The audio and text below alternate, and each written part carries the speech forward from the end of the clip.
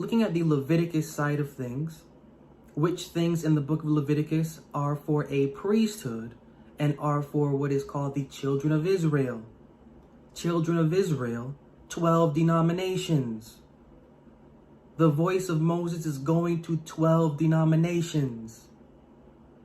Again, the voice of Moses is going to 12 denominations, and specifically it is geared for, which is why it is in the book of Leviticus, the Levitical priesthood. The things therein are not written to apply to the Babylonians, to the Egyptians, to anyone else. In the same sense that the Code of Hammurabi was supposed to be for his host. In the same sense that the laws of Ma'at are supposed to be for the host of Ma'at. The code, the law of Moses, is specifically for the congregation. The congregation. This isn't a secular, whatever you want to put that to, political, whatever you want to put that to.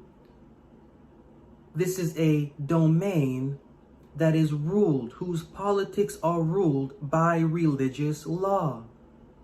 And the members of this environment are for whom this is for, and specifically, which is why it is in the book of Leviticus, for the Levites to remember. For the Levites to remember.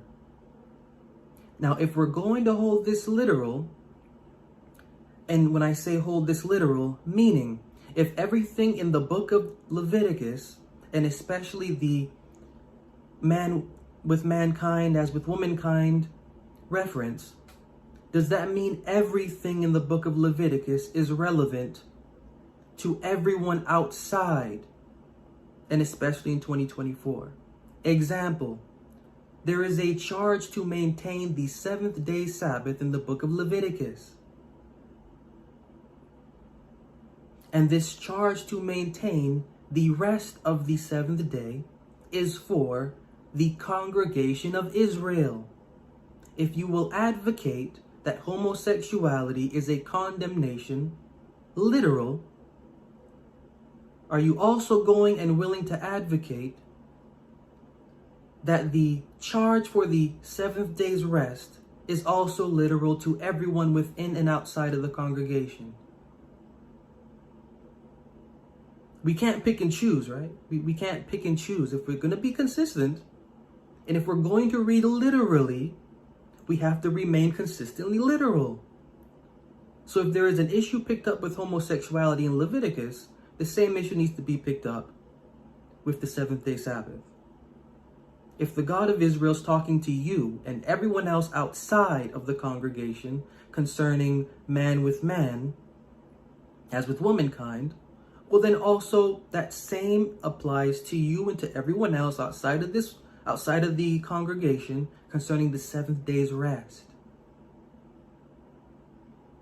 Is that the way that it is when we look outside? No, it's not.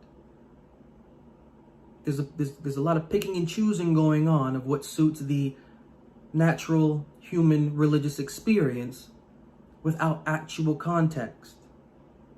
We don't actually think about these things, and we should. Because the actual application for what's going on here, if you're going to be literal, is to a congregation that's not a street congregation. Moses isn't talking to Baptists. He's not talking to a Seventh-day Adventist. He's not talking to a Seventh-day Baptist. He's not talking to a Protestant or a Catholic or a non-denominational Protestant or Catholic or whatever you want to call yourself.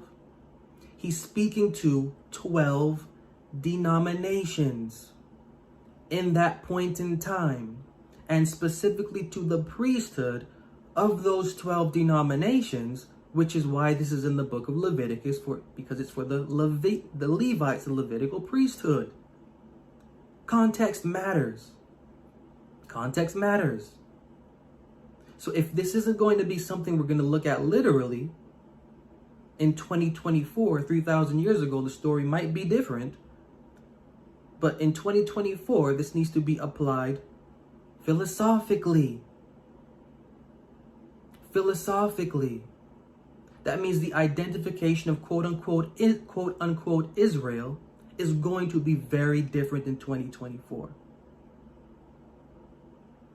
Because the literal side of this is non-existent. Our minds need to move on from inherited and self-cultivated religious theories if we're going to maintain a devotional character that is supported by the mind at the core of the scriptures. That's the Levite side, the Levitical side of things. The other side from the previous material was from the Roman side of things, looking at the unseemly works of men doing things with men, and of men burning in lust for one another. Let's read that. Romans 1:27. And likewise also the men leaving the natural use of the woman burn in their lust one toward another, men with men working that which is unseemly, and receiving in themselves that recompense of their error, which was meat. We saw the unseemly works in our previous video. They are established in verses prior to this. Yet there is an issue of this lusting, men lusting after men, doing things through that lust. What does it mean? What is this? What is this lusting that men are doing and are going through with men?